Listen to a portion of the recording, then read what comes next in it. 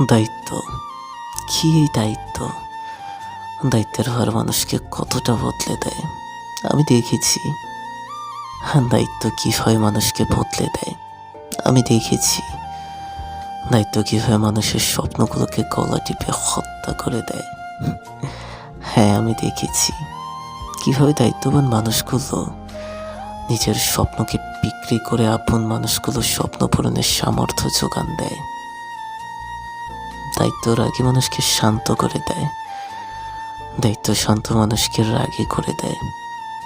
দায়িত্ব হাসি খুশিতে ভরপুর থাকা চঞ্চল মনটাকে গভীর করে দেয়।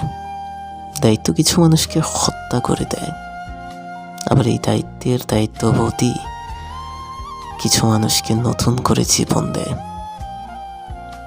দায়িত্ব নিয়ে বেঁচে থাকা মানুষগুলো জানে তাদের জীবনটা তাদের জন্য নয়, তাদের জীবনটা তাদের ভালোবাসার মানুষদের জন্য, তাদের জীবনটা তাদের পরিবারের জন্য, তাদের জীবনটা অন্যকে খুশি করার জন্য।